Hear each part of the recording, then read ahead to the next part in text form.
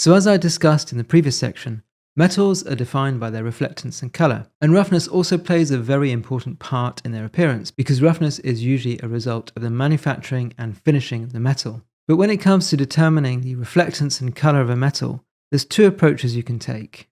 Firstly, you could try and use measured data, which for pure metals is very easily found online. Or secondly, you could use reference images. And of course, you could always use a combination of both approaches. And we'll be taking a more detailed look at using measured data later in the course. But it's worth noting that using measured data does come with one major caveat. And that is that using measured data only really applies to pure metals, and in the real world, pure metals are relatively rare. The vast majority of metals that you find in everyday use are in fact alloys. And because it's very difficult to find measured data for alloys, reference images are the best option.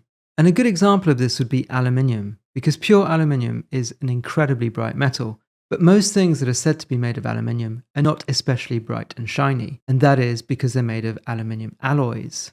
And here is a good example. There's an aluminium phone resting on a piece of aluminium foil.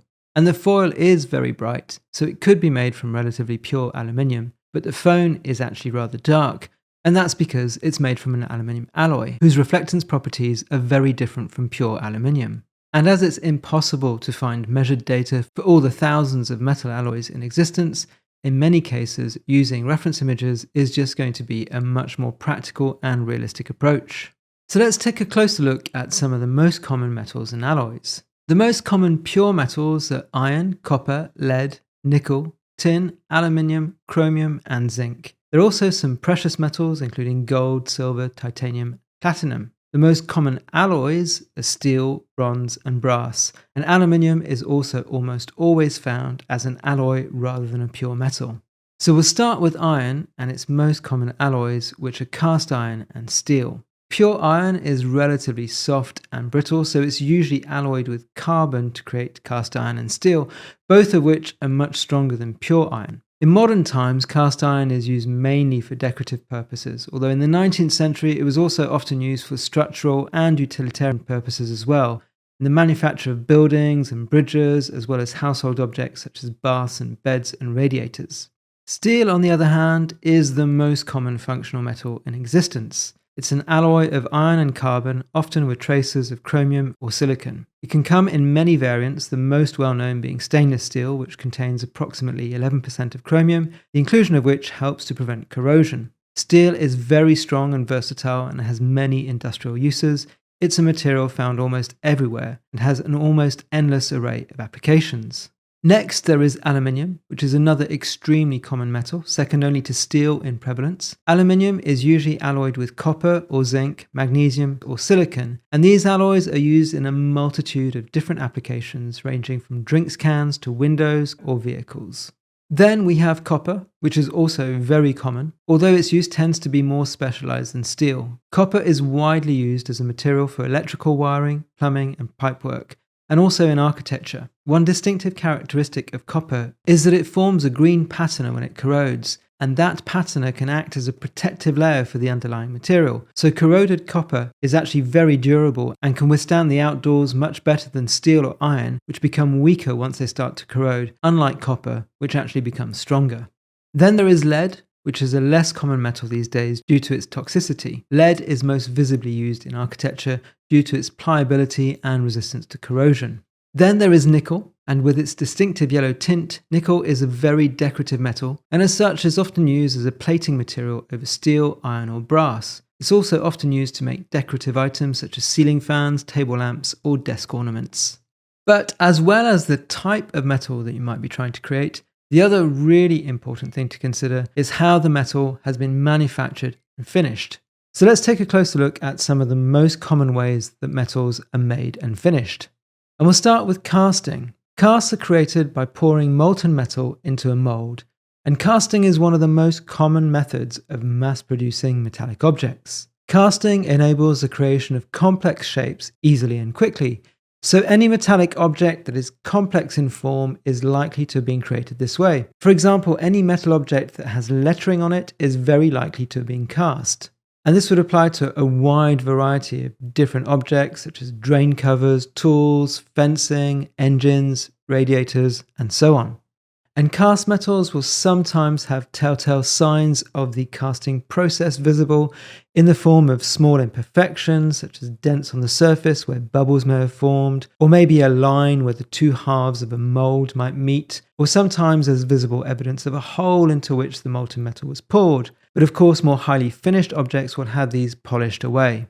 And because casting is a manufacturing process rather than a finishing one, metals that have been cast may have further processes applied to them, such as plating or galvanizing or polishing. And this is going to depend on the function of the object, whether it's a utilitarian object or a decorative one. So for example, a spanner might simply be cast and then just left as is, whereas an ornate table lamp might be highly polished after it comes out of the cast. Closely related to casting is another process known as stamping. And this, for example, is how coins are made, by stamping using high pressure on a solid metal rather than pouring a liquid metal into a mold. Then you have machined metals, and these are metals that have been cut and shaped in a lathe or a mill. This process will invariably leave traces of the cutting process that may or may not be polished away depending on the nature of the item and the kind of finish it requires. Next, you have welding, which is going to leave visible beads around the joined pieces. And finally, you have other processes such as folding, punching, or pressing, and these are less likely to visibly affect the finish of a metal. Common objects such as aluminium drink cans are made via a mixture of cutting, folding, and punching using specialized machines, and the cans don't require any additional polishing or finishing once they have been manufactured in this way. And once a metal has been manufactured, it will also often need to be finished. So let's take a look at some of the most common finishing methods. First of all, there is brushing and polishing. So a brushed finish is created by polishing the metal in a consistent direction with a belt or a wheel, and this will create parallel grooves in the surface which reflect the light in a very distinctive linear pattern. Brush finishes are generally decorative and can be applied to ornamental or utilitarian objects, from expensive watch chains to cheap saucepans. Polishing is a more refined version of the same process and is usually carried out with abrasive wire wool to create a very smooth finish. But even polished metals will show signs of the process if you get close enough. What's more, the smoother and glossier the finish, the more likely it is to reveal other types of imperfections such as dirt, smudges, or fingerprints. So a perfectly cleaned, polished metal surface is extremely rare. There'll always be visible imperfections if the metal is exposed in any way. Another type of very common finish is plating. Plating means that a cheaper and less attractive, but maybe stronger and more useful metal can make up the bulk of an object, and it is then finished with a more decorative metal plate. For example, a bathroom radiator might be made of steel or copper, and then plated with a very thin layer of chromium to create a high gloss and attractive finish. The plating process will layer a very thin film of one metal over another, and this leaves a very smooth and glossy finish. Then there is anodizing, and this is very commonly used with aluminium. Anodizing metal is a chemical process that creates an oxide layer on the surface, and this allows for dyes and films to be applied. It's usually a cosmetic effect, but it can also help to increase resistance to corrosion. Anodized aluminium can have very bright saturated colors thanks to a film or dye, which is applied as part of the process.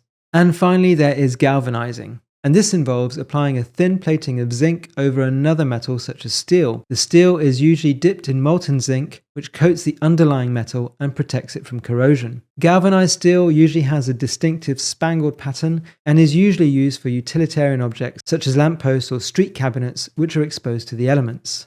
So next time you go about creating a metal material, try and think about what kind of metal you're creating, whether it's a pure metal, whether it's an alloy, what color it should be, and how this particular metal has been manufactured and finished.